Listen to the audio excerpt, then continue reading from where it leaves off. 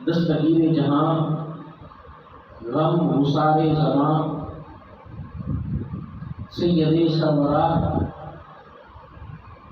معصوم آمنہ، احمد مجتبیٰ، جناب محمد مصطفیٰ صلی اللہ علیہ وسلم کے حضور ناز میں ہدیہ درود و سلام عرض کرنے کے بعد،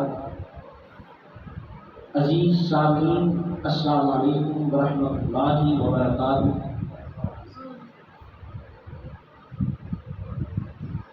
آج مسلمانوں کا قبلہ اول بیت المقدس، رسول کریم صلی اللہ علیہ وسلم کا سفر معراج کی جہاں سے ابتدا ہوئی مسجد اقصی، وہاں پر کشت و خون ہو رہا ہے، امت مسلمہ کا خون بہایا جا رہا ہے۔ 56-57 باقاعدہ اسلامی حکومتیں، جن کی لگ بھگ 50 لاکھ کے قریب فوجوں کی تعداد بڑھی ہے، بے بس ہیں اور معذرت خانہ رویہ اختیار کیے ہوئے ہیں کہ اے فلسطینیوں، ہم تمہاری حفاظت نہیں کر سکتے، تم ٹینکوں کے مقابلہ میں پتھر اٹھاؤ، ٹینک اس کے سامنے اپنے آپ کو پیش کر دو، ٹینکوں کے گولے اپنے سینوں پر کھاؤ، اپنا دفاع تم خود کرو، ہم تمہارے لیے کچھ نہیں کر سکتے۔ 56-57 باقاعدہ اسلامی حکومتوں نے اپنے ہاتھ کھڑے کر دیے، سوائے خانہ پوری کے لیے ایک مذمتی قرارداد، اس کے علاوہ کسی ملک نے ان کے لیے کچھ نہیں کیا۔ حالانکہ فلسطین ایک ایسا ملک ہے، جب پاکستان ایٹمی قوت بنا، انہوں نے فلسطین میں رہتے ہوئے جشن منایا اور اسرائیلی ٹینکوں کے آگے کھڑے ہو کر سینہ تان کر کہا، ہمارے ہاتھوں میں ان پتھروں کو نہ دیکھو، بلکہ ہندوستان کے شمال مغرب میں ہماری اسلامی ریاست ملک پاکستان کی طرف دیکھو۔ آج ہم ایٹمی قوت بن گئے، اب ہمارے پاس طاقت آ گئی تمہارا مقابلہ کرنے کی، لیکن انہیں یہ معلوم نہیں تھا کہ ہم نے اپنی ایٹمی قوت، اپنے میزائل، ہم نے نام ان کے غوری رکھ دیے، کسی کا شاہین رکھ دیا، شہاب الدین غوری کے نام سے ہم نے اپنے ٹینکوں کے نام رکھ دیے، لیکن وہ نہیں جانتے تھے کہ ہم نے یہ میزائل، یہ ٹینک، یہ ایٹمی قوتیں محض دکھاوے کی رکھی۔ اور پھر جب ہم خود قصہ پارینہ بن جائیں گے، تاریخ کا ہم حصہ، ایک سیاہ حصہ بن جائیں گے، انہیں ٹینکوں کو اٹھا کر نمائش کے لیے میوزیم میں رکھ دیا جائے گا، اور پھر تاریخ میں لکھا جائے گا یہ وہ ٹینک ہیں جو ہم نے محض نمائش کے لیے بنائے تھے، اربوں خربوں روپے ہم نے محض ان کی نمائش کے لیے ہم نے خرچ کر ڈالے، لیکن ان ٹینکوں سے، ان میزائلوں سے ہم نے امت مسلمہ کا دفاع نہیں کیا۔ پیارے آقا صلی اللہ علیہ وسلم نے ارشاد فرمایا کہ میری امت کی مثال ایک جسم کی مانند ہے، کہ جسم کے کسی ایک حصے کو تکلیف پہنچے، پورا جسم وہ تکلیف میں مبتلا ہو جاتا ہے۔ پورا جسم بے چین ہو جاتا ہے۔ فرمایا کہ یہ مثال میری امت کی ہے، ہم اس درس کو بھول گئے اور آج ان پر کڑا وقت ہے، ہم خاموش تماشائی بن کر بیٹھے ہوئے ہیں۔ ایک وقت آئے گا جب ہم پر یہ کڑا وقت آئے گا، پھر باقی دنیا وہ ہم پر خاموش تماشائی بن کر ہمارا تماشا دیکھے گی۔ اتحاد کی مثال ایسے ہی ہے کہ دو بیل جنگل میں اکٹھے رہتے تھے، بڑا اتفاق تھا، ان میں طاقتور بھی تھے، ٹھیک ٹھاک تھے، کسی شیر کی مجال نہیں تھی ان کے قریب آ جائے۔ آپ بھی ڈسکوری چینل دیکھتے ہوں گے کہ جہاں پر ان کا جھنڈ ہو، جنگلی بھینسوں کا جھنڈ ہو، وہاں پر شیر حملہ نہیں کرتے کہ ہم ان کا مقابلہ نہیں کر سکیں گے، ہم انہیں گرا نہیں سکیں گے۔ ان دو بیلوں میں اتحاد تھا، اگر کوئی شیر حملہ کرتا تو مل کر اس کا مقابلہ کرتے، شیروں کو قریب نہیں آنے دیتے۔ ان کے درمیان جھگڑا ہو گیا، اختلاف ہو گیا، اب دونوں الگ الگ، اب ایک کا منہ دائیں جانب ہے، ایک کا منہ بائیں جانب ہے۔ شیر کا ادھر سے گزر ہوا، اس نے دیکھا کہ آج تو دونوں جدا ہیں، اس نے ایک بیل پر حملہ کر دیا۔ اب دوسرا بیل وہ تماشا دیکھ رہا ہے کہ مجھ پر کون سا حملہ ہوگا، اس کو کھاتا نہیں، اور شیر اس کو ہڑپ کر گیا۔ جب وہاں سے فارغ ہوا، کچھ دن گزرے، اس کے بعد اس نے دوسرے بیل کو بھی پکڑ لیا، اسے بھی کھا گیا، ہڑپ کر گیا۔ یہ تھا نا اتفاقی کا انجام۔ آج ہم اوپر خاموش تماشائی بن کر بیٹھے ہیں۔ آپ تصور نہیں کر سکتے کہ جو اوپر ظلم ہو رہا ہے روزانہ کی بنیاد پر۔ رمضان میں یہ ظلم شروع ہوا، ہم یہاں پر روزے رکھ رہے تھے، وہ وہاں پر روزے رکھ رہے تھے، افطاری کا وقت ہوتا، ہم یہاں پر مختلف انواع و اقسام کے پھلوں سے لطف اندوز ہوتے، وہ اپنے بچوں کے لاشیں اٹھا رہے ہوتے، وہ اپنی ماں کے، اپنے بیٹوں کے، اپنے باپوں کے، نوجوانوں کے وہ لاشیں اٹھا رہے ہوتے۔ یہی حال کشمیر میں 70 سال سے وہاں پر یہی کچھ ہو رہا ہے، سوائے ہم مذمت کے، زبانی کلامی کے، خانہ پوری کی مذمت کے، ہم کچھ نہیں کر رہے۔ 70 سال سے میں یہ دلاسا دے رہے ہیں ہم تمہارے ساتھ کھڑے ہیں۔ کیا کھڑے ہیں تم؟ کیا ان کے ساتھ تم کھڑے؟ کیا کر لیا کشمیر کے لیے؟ تم ایک چھوٹا سا خطہ آزاد نہیں کروا سکتے۔ ہم فلسطین کے ساتھ کھڑے ہیں، کہاں پر کھڑے ہیں ان کے ساتھ؟ ماں زبانی کلامی کھڑے ہیں، رضا کی پٹی پر جو ظلم ہو رہا ہے بس ہم خاموش تماشائی بن کر بیٹھے دیکھ رہے ہیں۔ برما میں جو کچھ ہوا وہ ہمارے سامنے، مسلمانوں کو زندہ جلایا گیا، معصوم بچوں کو زندہ جلایا گیا میاں نماز میں۔ عراق میں جو کچھ ہوا، افغانستان میں جو کچھ ہوا، سب کو ہم نے محض خاموش تماشائی بن کر دیکھا۔ ہم کیوں نہیں جنگ کرتے؟ یہ 7-8 لاکھ کی فوج ہم نے کس لیے رکھی ہوئی ہے؟ غیروں کی کیا مدد کرنی؟ تم تو اپنی شہادت کو آزاد نہیں کروا سکتے۔ 7 لاکھ ہماری فوج ہے، ملک کا آدھے سے زیادہ بجٹ فوج پر خرچ ہو رہا ہے۔ ایسا نہیں ہے کہ ہماری فوج طاقتور نہیں ہے، ہمارے مجاہدین میں جذبہ ایمانی ہے، لیکن جو ان کے اوپر حکمران بنے ہوئے ہیں وہ کچھ بھی بیٹھے ہوئے ہیں، تو قدم اٹھانے نہیں دیتے۔ وہ ان کی لگامیں مغرب کے ہاتھوں میں ہیں، وہ جس طرف چاہتے ہیں ہاتھ پہ چلے جاتے ہیں۔ آقا صلی اللہ علیہ وسلم نے ارشاد فرمایا کہ مومن کی مثال اس اونٹ کی طرح ہے جس کی نکیل اس کے مالک کے ہاتھوں میں ہوتی ہے۔ یہ مومن کی مثال ہے، تاکہ جب مالک اسے کہتا ہے بیٹھ جا، اونٹ بیٹھ جاتا ہے۔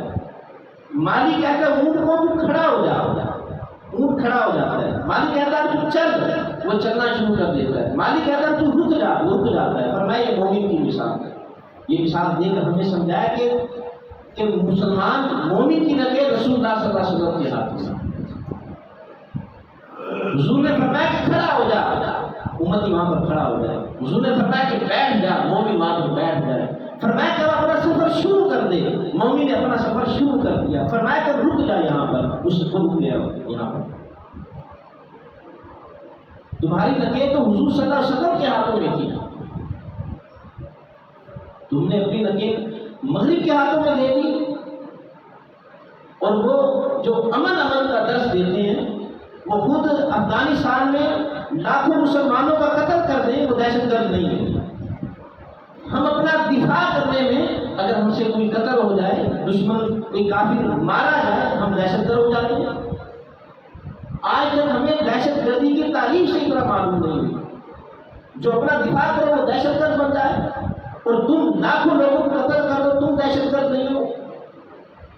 تمہیں عراق میں ظلم ہوتا نظر نہیں آتا، شام میں ظلم ہوتا ہوا نظر نہیں آتا، فلسطین میں جو ظلم 70 سالوں سے ہو رہا ہے وہ تمہیں نظر نہیں آتا، غزہ کی پٹی پر جو کچھ ہو رہا ہے، دیوار گریا کے پیچھے کیا کچھ ہو رہا ہے وہ تمہیں نظر نہیں آتا۔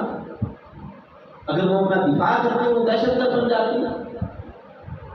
تو ہم نے اپنی نکیل کن کے ہاتھوں میں دے دی، اور ہمارے اوپر ایسے حکمران مسلط ہو گئے جو خود بھی بزدل تھے اور لوگوں کو بھی بزدل بنانا شروع کر دیا۔ کل ایک ذمہ دار شخص کا، جو کہ ملک کا پریزیڈنٹ ہے، صدر ہے، اس نے انتہائی غیر ذمہ دارانہ ایک بیان دیا اور کہا کہ ہم فلسطین کے لیے کچھ نہیں کر سکتے۔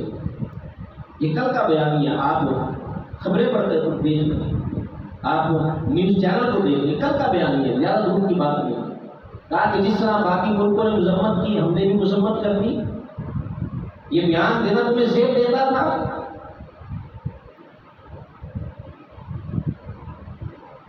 جہاں پر ایسے صدر، وہاں پر ہمیں یاد آتے سلطان صلاح الدین ایوبی جیسے لوگ بھی، سلطان نور الدین زنگی جیسے، شہاب الدین غوری جیسے، محمد بن قاسم جیسے۔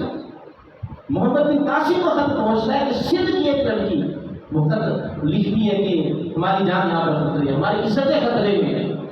محمد بن قاسم وہاں سے اپنے سفر باندھتا ہے اور میلوں دور سندھ آ جاتا ہے ایک لڑکی کی پکار پر۔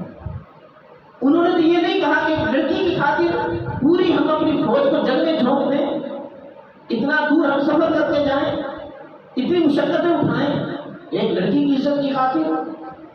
انہوں نے تو ایسا نہیں کہا۔ محمد بن قاسم وہاں سے نکلا، وہ اللہ کی رضا کی خاطر اور اپنی مسلمان بہنوں کی، بیٹیوں کی عزتوں کی حفاظت کی خاطر اللہ نے فتح کیا، سندھ فتح ہو گیا۔ حاتم طائی کی بیٹی غیر مسلم ہے، حضور صلی اللہ علیہ وسلم کی بارگاہ میں آتی، اس کے سر پر دوپٹہ نہیں ہوتا، چادر نہیں ہوتی، وہ فریاد لے کر آتی ہے۔ حضور صلی اللہ علیہ وسلم فرماتے ہیں کہ اس کو پہلے چادر دے۔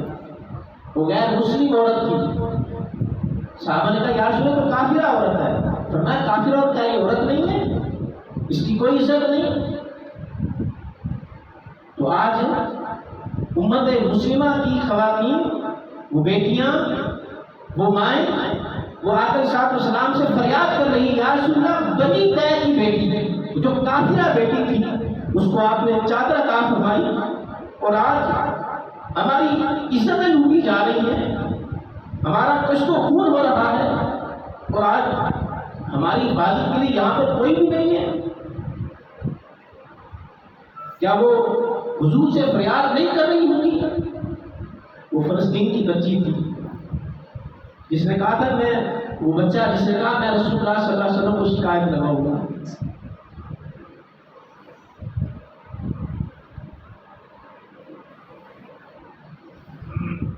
یہ کوئی زیادہ دور کی بات نہیں ہے، یہ جب یہ کرونا کی وبا پھیلی اس سے پہلے کی بات ہے۔ اللہ رب العزت نے دیکھو کیسے امتحان دیا، وہ پوری دنیا کو جان کر کے رکھ دیا گیا۔ اللہ کی لاٹھی بے آواز ہے۔ آج ہمارے پاس کچھ نہیں ہے، ہم تو کچھ نہیں کر سکتے سوائے ہم مذمت کے، لیکن تم تو کچھ کر سکتے ہو نا۔ یہ میزائل ہم نے کیوں بنائے تھے؟ یہ ٹینک ہم نے کیوں بنائے تھے؟ ایٹمی قوت یہ ملک پاکستان کیوں بنا تھا؟ محض دکھاوے کے لیے بنا تھا؟ یہ اس لیے بنا تھا کہ اس کی نمائش کرتے پھرے، یا سلامیاں دینے کے لیے ہم نے ٹینک بنائے تھے؟ یہ توپیں ہم نے اس لیے بنائی تھی کہ سال کے بعد 23 مارچ کو ہم یہ سلامیوں کے لیے رکھ دیں؟ یا کوئی صدر آئے یا کوئی وزیر اعظم آئے اس کو سلامی دینے کے لیے 21 توپوں کی سلامی دی جائے، اس لیے ہم نے یہ توپیں بنائی تھی؟ اللہ رب العزت نے قرآن مجید میں ارشاد فرمایا وَمَا لَكُمْ لَا تُقَاتِلُونَ فِي سَبِيلِ اللَّهِ، تمہیں کیا ہو گیا ہے تم اللہ کے راہ میں جہاد نہیں کرتے؟ تمہیں کیا ہو گیا؟ وَمَا لَكُمْ لَا تُقَاتِلُونَ فِي سَبِيلِ اللَّهِ۔ امام بخاری علیہ رحمہ نے حدیث پاک نقل کی، حضرت عبداللہ ابن مسعود رضی اللہ تعالیٰ عنہ راوی ہے، کہتے ہیں کہ رسول اللہ صلی اللہ علیہ وسلم سے پوچھا گیا یا رسول اللہ، اللہ رب العزت کو سب سے پسندیدہ عمل کون سا ہے؟ فرمایا کہ وقت پر نماز ادا کرنا۔ پھر پوچھا یا رسول اللہ پھر اللہ کو کون سا عمل پسند ہے؟ فرمایا کہ والدین کی فرما برداری کرنا۔ یا رسول اللہ اللہ کو پھر کون سا عمل پسند ہے؟ فرمایا کہ اللہ کی راہ میں جہاد کرنا۔ اور تاریخ گواہ ہے جب تک ہم جہاد کرتے رہے، ہم نے جہاد کو چھوڑا نہیں، ہمارا غلبہ رہا ہے، ہم غالب رہے ہیں۔ اور جب ہم نے جہاد چھوڑ دیا اور امن کا راگ الاپنے لگے، دنیا نے ہمیں دبوچ کے رکھ دیا، ہمیں دیوار کے ساتھ لگا دیا گیا۔ آقا صلی اللہ علیہ وسلم نے جہاد کی اہمیت اور فضیلت کو بیان کرتے ہوئے ارشاد فرمایا، فرمایا کہ جو اللہ کی راہ میں شہید ہوا،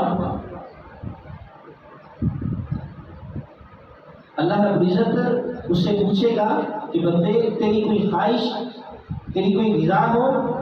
وہ مجاہد کہے گا کہ باری تعالیٰ میری ایک ہی خواہش ہے کہ تم مجھے دنیا میں بھیج، تیری راہ میں جہاد کروں، پھر شہید ہوں، پھر زندہ ہو جاؤں، پھر تیری راہ میں جہاد کروں، پھر شہید ہو جاؤں، اور یہ سلسلہ اسی طرح چلتا رہے گا۔ یہ جہاد کے فضائل کیوں بیان کیے گئے؟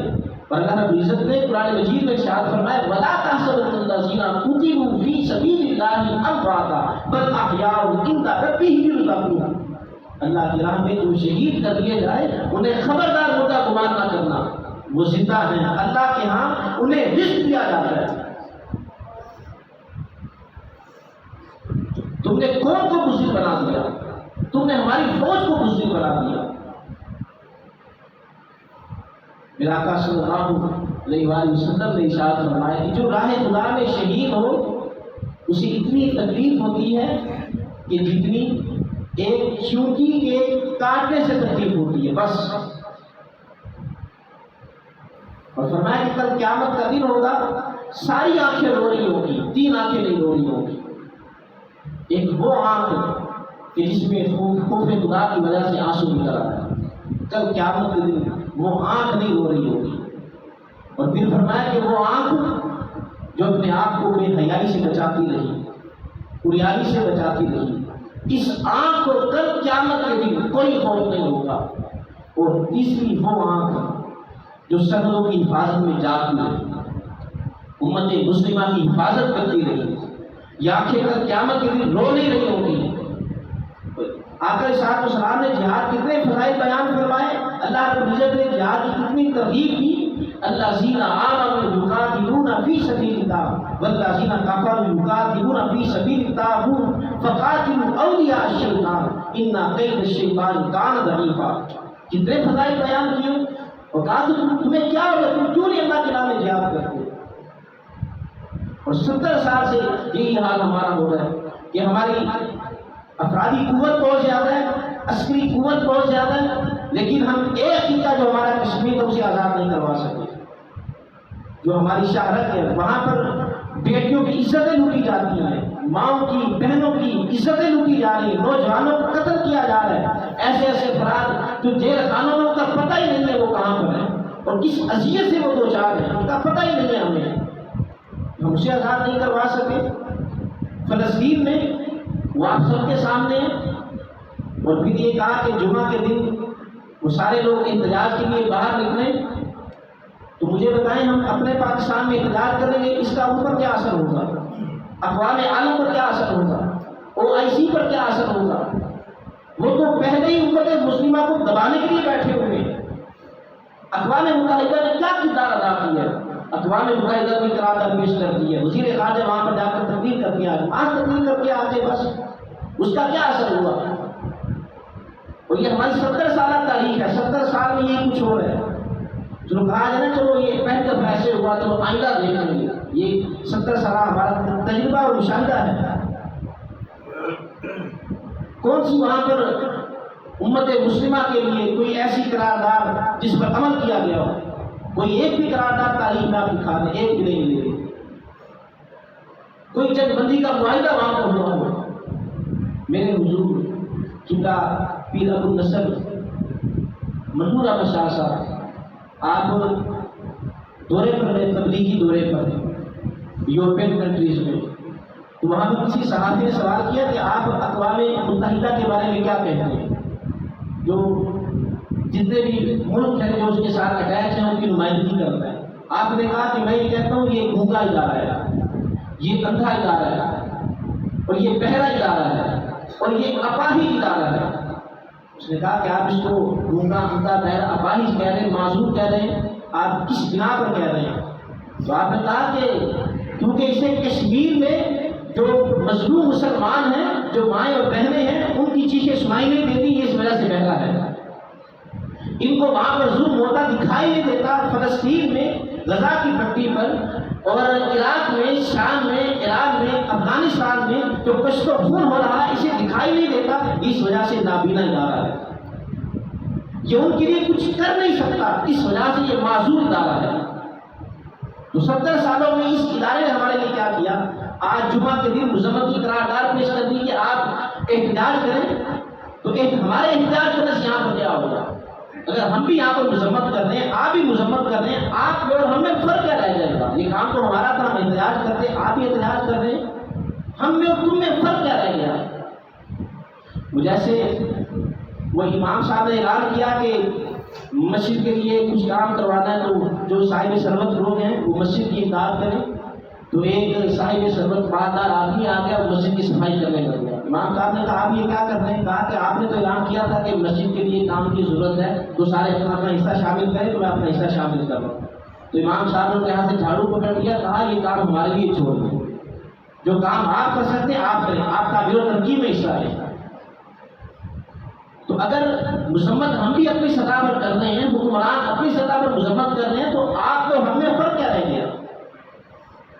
آپ کے پاس طاقت ہے، اس طاقت کا استعمال کریں۔ کہاں پر خفیہ ایجنسیاں ہیں؟ کہاں پر ISI ہے؟ کہاں پر SSG ہے؟ کہاں پر کمانڈوز ہمارے رہے ہیں؟ چلو اعلانیہ طور پر نہیں، خفیہ طور پر آپ وہاں پہ بھیج دیں، ان کی خفیہ مدد کر دیں۔ آپ سامنے نہیں آنا چاہتے، نہ آئیں، کچھ تو کریں ان کے لیے۔ کیوں نہیں اس نے اسلامی ممالک اکٹھے ہو کر کیوں نہیں یہ کوئی میٹنگ کر لے کہ اس کے لیے ہم کچھ کریں؟ آج ان پر کڑا وقت ہے اور ہم تماشائی بنے ہوئے، خدا نہ خاصہ کر ہمارے پر ایسا وقت آیا اور وہ بھی اسی طرح خاموش تماشائی بن کر بیٹھے ہوئے ہوں گے۔ اور پھر اگر آپ خود کچھ کر نہیں سکتے، قوم کو تو کچھ نہ بنائیں۔ غیر ذمہ دارانہ بیان دے کر کے ہم دوسروں کی طرح ہم نے بھی مذمت کر دی ہے، کتنا غیر ذمہ دارانہ یہ آپ نے بیان دیا۔ یہ تمہیں زیب دیتا تھا تو امت مسلمہ کو تم کمزور بنا دو، امت مسلمہ کو تم بزدل بنا دو، اس وجہ سے یہ بیان دیا۔ تو یہاں پر صلاح الدین ایوبی رحمۃ اللہ علیہ، وہ کیسے عظیم شخصیت لوگ تھے، یہ ہمارے حکمران تھے۔ جب بیت المقدس وہ رومیوں کے ہاتھ میں تھا اور وہاں پر مسلمانوں کا کشت و خون ہو رہا تھا، تو صلاح الدین ایوبی نے قسم کھائی، کہا کہ اے اللہ مجھے اس وقت تک موت نہ دینا جب تک میں یروشلم کو فتح نہ کروں، اس وقت تک مجھے موت نہ دینا۔ اور یہ صلاح الدین ایوبی ایسا شخص جس نے ساری زندگی حج نہیں کیا تھا، حج کر نہیں سکا، وقت نہیں ملا جہاد سے۔ آج آپ ننگے پاؤں حج کرنے جا رہے ہیں، عمرہ کرنے جا رہے ہیں، اور کہتے ہیں کہ جی بڑا ہمیں تقدس ہے، زبانی کلامی حضور کے ساتھ محبت کے دعوے بھی کر دیتے ہیں، جب عمل کی باری آتی ہے تو تم پھر مغرب کے پیچھے لگ جاتے ہو، تم انہیں اپنا مقتدا مان لیتے ہو۔ اس نے دعا کی اللہ مجھے اس وقت تک موت نہ دینا جب تک میں بیت المقدس کو قبلہ اول کو فتح نہ کر لوں۔ اور بھی اس نے دوسری دعا کی کہ جب حاجیوں کا قافلہ گیا اور کچھ عیسائی شہزادوں نے اپنی فوج لے کر ان حاجیوں کو شہید کر دیا، اور وہ 500 کے قریب حاجی تھے جنہیں انہوں نے شہید کیا بے دردی کے ساتھ، چند ایک کو چھوڑا اور کہا کہ جاؤ کہو اپنے نبی کو آج تمہاری مدد کرے۔ انہوں نے یہ تانا دیا، وہ لیکن نال شخص تھا جس نے تانا دیا، جو یہ شہزادہ تھا ہندوستان کا، اس نے تانا دیا، کہا کہ کہاں پر تمہارا نبی جو آ کر تمہاری مدد کرے گا۔ وہ جو کچھ بچے کچھ حاجی تھے وہ صلاح الدین ایوبی کے پاس آئے اور کہا کہ انہوں نے ہم نے یہ تانا دیا کہ بلاؤ اپنے نبی کو آ کر تمہاری مدد کرے۔ صلاح الدین ایوبی نے دو دعائیں کی کہ یا اللہ اس وقت تک موت نہ دینا جب تک اس ریجی نال کے شہزادے کو میں جہنم واس نہ کرنا، حاجیوں کا میں اسے بدلہ نہ لے لوں، اور جب تک یہ یروشلم بیت المقدس قبلہ اول فتح نہ ہو جائے یا اللہ مجھے اس وقت تک موت نہ دینا۔ پھر اس نے یروشلم پر چڑھائی کی اور کئی سال محنت کرتا رہا، اور پھر اللہ رب العزت نے بیت المقدس قبلہ اول وہ فتح عطا فرمایا۔ اور پھر دیکھو اس کے بعد اس کا عمل کیا تھا، اس نے بیت المقدس کی پہلے صفائی کروائی، اس نے اسے غسل دیا، اور پھر اس نے سینکڑوں علماء کو بلایا، سینکڑوں حفاظ کرام کو بلایا، سینکڑوں مؤذنین کو بلایا، اور کہا کہ یہاں پر کئی سالوں سے اذانیں بند تھی، اس کے چار جانب کھڑے ہو کر ہر جگہ پر کھڑے ہو کر اذانیں کہی جائیں، اور جب اللہ اکبر کی صدائیں بلند ہوئی وہاں پر لاکھوں کے افراد کا مجمع تھا مسلمانوں کا، اور وہ خوف الہی کی وجہ سے، خشیت الہی کی وجہ سے ان کے آنسو نکل پڑے، قریب ان کی روح نکل جاتی ہے خوشی کے عالم میں۔ اور 20 علماء کو کہا کہ یہاں پر درس و حدیث دیا جائے، یہاں پر کالا کال رسول اللہ صلی اللہ علیہ وسلم کی صدائیں بلند ہو گئی، اس نے وہاں پر کام کیا۔ اس کے بعد وہ بلوچستان کی طرف متوجہ ہوا، اور اس نے وہ 2 سال لگے اس نے قسم کھائی، کہا کہ جب تک اس کو میں جہنم واسی نہیں کر دیتا جس نے یہ کہا بلاؤ اپنے نبی کو آ کر تمہاری مدد کرے، جب تک اسے جہنم واسی نہیں کر دیتا اپنی پشت کو بستر کے ساتھ نہیں لگاؤں گا۔ وہ 2 سال تک وہ زمین پر لیٹ کر نہیں سویا، جب کبھی نیند آتی خیمے کی چوک کے ساتھ ٹیک لگا کر تھوڑی سی راحت حاصل کر دیتا۔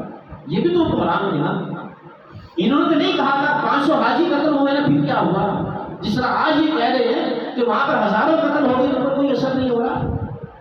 صلاح الدین ایوبی نے یہ نہیں کہا کہ 500 حاجی ہیں نا ان کے لیے میں 2 سال تک کم تک محنت کروں، 2 سال تک اپنی فوج کو جنگ میں جھونکے رکھوں، اس نے یہ نہیں کہا۔ محمد بن قاسم نے نہیں کہا تھا کہ ایک لڑکی کے خط پر میں جھند آ جاؤں اور اپنی فوج کو جنگ میں جھونک دوں، اس نے یہ نہیں کہا تھا۔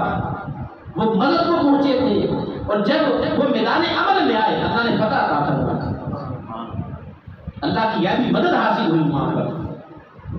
اپنی افرادی قوت کو نہیں دیکھا کہ ہم تھوڑے ہیں۔ جبل کاری کا واقعہ کہ جب وہاں پر 500 نفوس قدسیہ نے چڑھائی کی، جو وہاں کا حاکم تھا اسے جاسوس بھیجے، اس نے کہا جاؤ دیکھ کر آؤ وہ کتنے فوجی ہیں، کتنے مجاہدین ہیں۔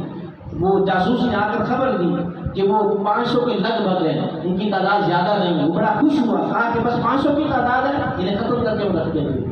لیکن جب انہوں نے یورپ کا دروازہ کھولا اور فتوحات کی عظیم داستانیں رقم کی، اس کی مثال تاریخ عالم میں نہیں ملتی ہے۔ وہ جو اس گھمنڈ میں تھا کہ 500 لوگ ہیں، یہ ہمارا کیا کریں گے، کیا ہمارا بگاڑیں گے، جب یورپ فتح ہوا اور وہ علاقے سارے فتح ہوئے، آذربائیجان تک ہماری فوجیں پہنچی، ادھر آرمینیا تک ہماری فوجیں پہنچی، ایک بار ان 500 نفوس سے قدسیہ کو خراج عقیدت پیش کرتا ہے، کہتے ہیں یہ غازی یہ تیرے پر اسرار بندے جنہیں تو نے بخشا ذوق خدائے، 2 نیم ان کی ٹھوکر سے صحرا و دریا، سمٹ کر پہاڑ ان کی ہیبت سے لائے، تو عالم سے کرتی ہے بیگانہ دل کو، عجب چیز ہے نظر آشنائی، شہادت ہے مقصود مطلوب مومن، نہ مال غنیمت نہ عصمت کشائی۔ آپ میدان عمل میں تو آئے نا، آپ نکلے تو صحیح، آپ فضائے بدر تو پیدا کریں، اللہ اپنی مدد نازل فرمائے گا۔ تم میدان عمل میں نہیں نکلے اور اپنے گھروں میں بیٹھ کر اے سی میں بیٹھ کر بیان دے رہے ہو کہ ہم اس کی مذمت کرتے ہیں، تمہاری اس مذمت کا کیا فائدہ ہے؟ جو لفظ جو قدر و قیمت نہیں رکھتے ان لفظوں کو نکالنے کا کیا فائدہ؟ آپ فضائے بدر تو پیدا کریں، نکلے تو صحیح نا۔ وہ 313 تھے حضور کے آسرے پر نکلتے، جذبہ ایمانی تھا، ایمانی قوت تھی ان کے اندر، 313 تھے، وقت کی سپر پاور۔ اس وقت مکہ والے جو مشرکین مکہ تھے وہ سپر پاور تھی۔ یہ تاریخ پڑھ کر دیکھیں آپ، اس کو محاذ یہ نہ دکھانے وہ 1000 تھے، وہ سپر پاور تھی، یہ 313 تھے، اس کے ساتھ ٹکرا گئے، اللہ نے فتح عطا فرمایا، فرشتوں کے ذریعے اپنی مدد نازل کی۔ تم فضائے بدر پیدا کرو، فرشتے اترے، آج بھی اترتے ہیں، فضائے بدر پیدا کر، پھر فرشتے تیری نصرت کو اتر سکتے ہیں گردوں سے قطار اندر قطار اپنا۔ تو صلاح الدین ایوبی نے دوسری دعا کی، جب تک میں اسے اس ریجی نام شہزادے کو اپنے ہاتھ سے قتل نہ کر دوں، باری تعالیٰ مجھے موت نہ دینا۔ پھر 2 سال لگے، 2 سال، اور پھر انگلستان ٹکڑا ہوا، اب شہزادے لائن میں کھڑے ہیں۔ تو صلاح الدین ایوبی کہنے لگا کہ ہمارا یہ قانون ہے، ہم شہزادوں کو قتل نہیں کرتے، لیکن جب ریجی نام شہزادے کے سامنے پہنچا، اس کا گریبان پکڑ لیا، اسے پٹک کر زمین پر مارا، اس کے سینے پر بیٹھ گیا، اسے قتل کرتے ہوئے تلواروں کے ساتھ کہا کہ تو نے کہا تھا کہ بلاؤ اپنے نبی کو، محمد عربی نے اپنا غلام بھیجا۔ آپ نکل کر تو دیکھیں نا جی، آج جمعے کے دن آپ باہر نکل کر مذمت کریں، احتجاج کریں، اور یہی حکومت ہے جس نے یہ کہا تھا جب تحریک ناموس رسالت صلی اللہ علیہ وسلم کے حوالے سے لوگ باہر نکلے، کہا کہ تمہارے احتجاج کرنے سے، روڈ بلاک کرنے سے، باہر نکلنے سے فرانس پر کوئی اثر نہیں پڑتا، یہی حکومت تھی، اسی نے کہا تھا کہ کوئی اثر نہیں ان پر پڑے گا، تو آج تمہارے نکلنے سے اسرائیل پر اثر پڑ جائے گا، اپنے ملک میں احتجاج کرنے سے انہیں کیا اثر پڑے گا؟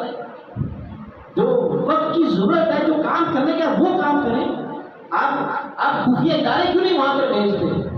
جو خفیہ ہماری ایجنسیاں ہیں، جو ISI ہے، جو SSG، جو ہماری اسپیشل سروس گروپ ہے، آپ کیوں نہیں اسے وہاں پر بھیجتے؟ سامنے نہ آئے، خفیہ طور پر بھیجے، کچھ تو کرے گا ان کے لیے۔ تو آج فلسطین لہو ہے اور دل خون کے آنسو ہو رہا ہے۔ ہم صلاح الدین ایوبی کو اس کے منتظر ہیں کہ اللہ کوئی ایسا حکمران ہمیں بھی عطا کر دے۔ ہم شہاب الدین غوری کا انتظار کرتے ہیں، ہم محمد بن قاسم کا انتظار کرتے ہیں کہ باری تعالیٰ کوئی ایسا حکمران ہمیں عطا کر دے۔ اور اگر ہم یہ چاہتے ہیں کہ ہم پر نیک حکمران آئیں، ایسے حکمران کہ جن کے اوپر دباؤ مغرب کا نہ ہو، جن کی نکیلیں ان کے ہاتھوں میں نہ ہو، جیسا کہ میں نے پہلے حدیث پاک سنائی، آقا صلی اللہ علیہ وسلم نے فرمایا کہ میری امت کی مثال اس اونٹ کی طرح ہے کہ جس کی نکیل اس کے مالک کے ہاتھ میں ہوتی ہے۔ مالک کے ہاتھ میں اونٹ کی نکیل ہے، مالک کہتا ہے بیٹھ جا، اونٹ بیٹھ جاتا ہے، مالک کہتا ہے کھڑا ہو جا، وہ کھڑا ہو جاتا ہے، مالک کہتا ہے اب تو چل، وہ چلنا شروع کر دیتا ہے، مالک کہتا ہے رک جا، رک جاتا ہے۔ فرمایا یہ میری امت کی مثال ہے، مطلب یہ کہ اس کی نکیل حضور کے ہاتھوں میں ہے، اور جس طرح حضور فرماتے اس طرح کرتے جاؤ، اپنی نکیلیں مغرب کے ہاتھوں میں نہ دو، ان کے ہاتھوں میں نہ دو۔ وہ عمل کا لاپتے ہوئے خود لاکھوں لوگوں کا قتل کر چکے ہیں۔ اگر آج ایک مسلمان اپنے دفاع کے لیے کھڑا ہوتا ہے، اسے دہشت گرد قرار دے دیا جاتا ہے۔ جو حضور کی ناموس کے لیے کھڑا ہوتا ہے، ہمارا معاشرہ ایسا بنا دیا گیا، ایک ماحول ایسا بنا دیا گیا ہے، جو حضور کی ناموس کی خاطر کھڑا ہوتا ہے اسے دہشت گرد قرار دے دیا جاتا ہے۔ یہ بندہ دہشت گرد ہے، کیوں دہشت گرد ہے؟ حضور کی ناموس کی بات کرتا ہے۔ جتنے بھی مذہبی جماعتیں ہیں جنہوں نے دین کے پرچار کے لیے، دین کی سربلندی کے لیے کام کیا، ان پر دہشت گردی کے فتوے لگے، انہیں عدم تنظیمیں قرار دے دیا گیا، اور جس نے افغانستان میں لاکھوں لوگوں کا قتل کیا وہ دہشت گرد نہیں ہے، جس نے فلسطین پر ظلم کیا وہ دہشت گرد نہیں ہے۔ وہ کیوں دہشت گرد نہیں ہے؟ وہ مسلمان نہیں ہے، وہ غیر مسلم ہے، وہ عیسائی ہے، اس وجہ سے وہ دہشت گرد نہیں ہے۔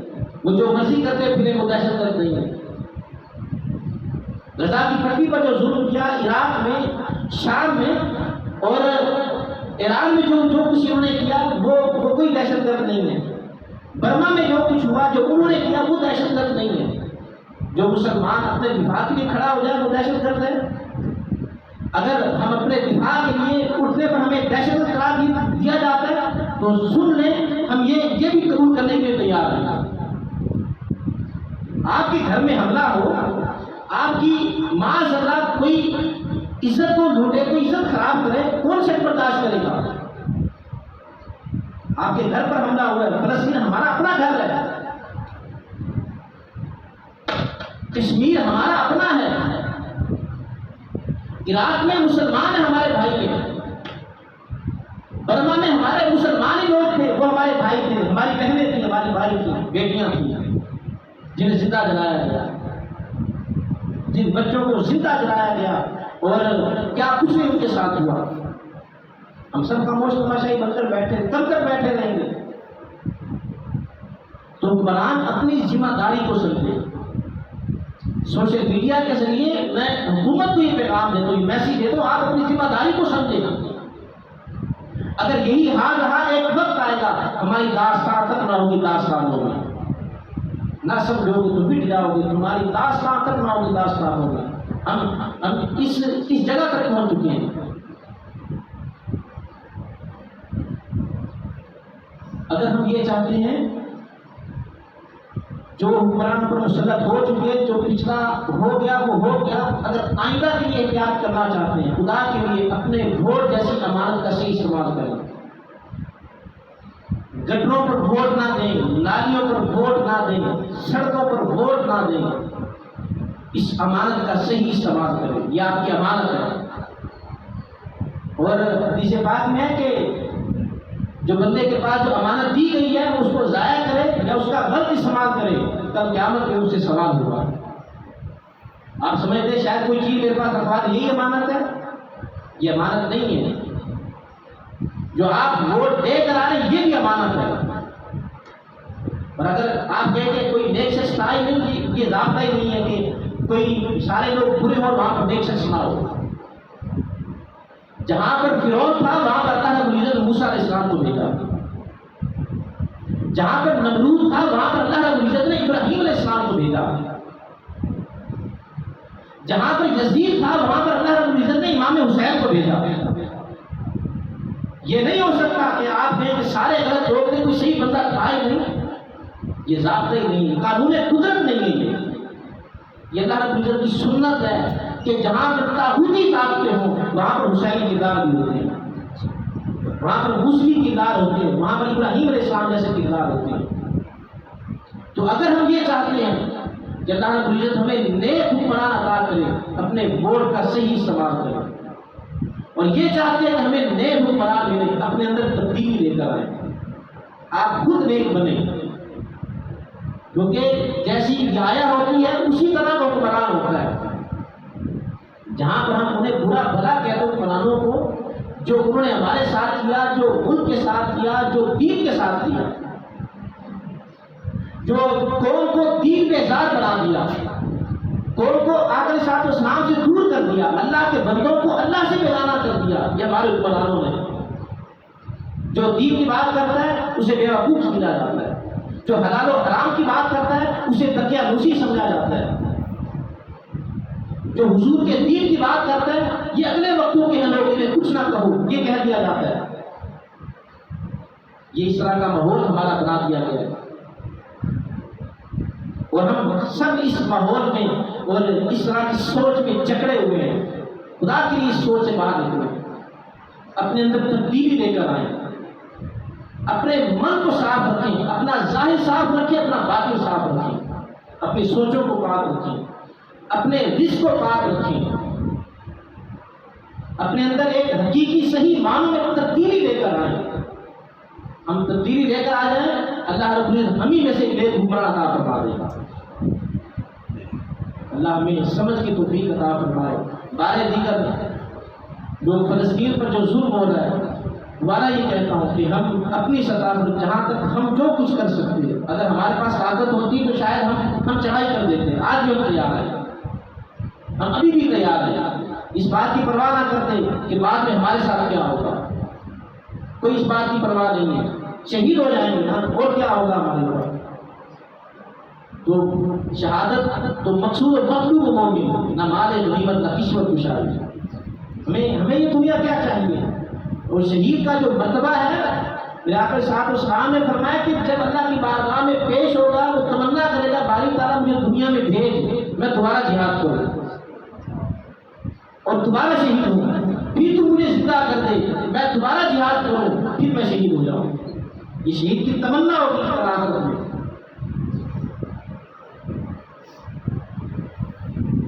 اگر ہمارے اختیار میں کچھ ہوتا ہم ضرور ایسا کرتے۔ ہمارے اختیار میں یہی پوچھا کہ اللہ ہم تجھ سے دعا کر سکتے ہو اپنے مسلمان بھائیوں کے لیے، اپنے مظلوم مسلمان بھائیوں کے لیے، اپنی محروم جو ہمارے بھائی ہیں ان کے لیے کل قیامت کے دن یہ سوال اور قبر کی پہلی شام ہم سب سے سوال ہوگا۔ آقا علیہ الصلوۃ والسلام نے سوال کر لیا، بتاؤ میری محروم امت کے حقوق کے لیے تم نے کیا کیا؟ ہم کہیں گے یا رسول اللہ ہم اپنی سطح پر یہ کر سکتے تھے، ہم اس جذبے کو بیدار کر سکتے تھے، تو یا رسول اللہ ہم نے اس جذبے کو بیدار کیا۔ یا رسول اللہ ہم دعا کر سکتے تھے، ہم نے دعا کی۔ حکمرانوں سے بھی سوال ہوگا، اب ان کا یہاں پر یہ جواب کہ ہم کچھ نہیں کر سکتے تھے قابل قبول نہیں ہوگا۔ کل قیامت کے دن جب دامن مصطفیٰ تھامنے جائیں گے شفاعت کبریٰ کے وقت، اگر اس وقت حضور صلی اللہ علیہ وسلم نے سوال کر دیا بتاؤ میری امت کے لیے کیا کیا، تو کیا جواب ہوگا؟ ہمارے قرآن کیا جواب دیں گے؟ یہ جواب دیں گے کہ ہم مغرب سے ڈرتے تھے، یہ جواب دیں گے کہ ہم ان چیزوں میں جکڑے ہوئے تھے اس وجہ سے کچھ نہیں کر سکے؟ یہ جواب قابل قبول نہیں ہوگا۔ میرے دین کے لیے کیا کیا، کیا جواب دیں گے؟ اور یہ دین کا ہم سے بھی سوال ہوگا۔ اگر تو دین کو اپنی زندگیوں میں نافذ کیا ہوگا سب شروع ہو جائے گا کہ باری تعالیٰ دین کو ہم نے اپنی زندگیوں میں نافذ کیا تھا، لیکن اگر اپنی زندگیوں میں دین کو نافذ نہیں کیا تو کیا جواب دیں گے قبر کی پہلی شام؟ ابھی مرنے والے ہیں، قبر میں جانے والے، تو کیا منہ لے کر جائیں گے، کیا حضور کو جواب دیں گے؟ تو خدا کے لیے اپنے اندر حقیقی معنوں میں سنت رسول صلی اللہ علیہ وسلم کے مطابق تبدیلی لے کر اور اپنی امانت کا صحیح استعمال کریں۔ اللہ ہمیں عمل کی توفیق عطا فرمائے۔ وصلی اللہ تعالی علی حبیبہ محمد وآلہ وصحبہ۔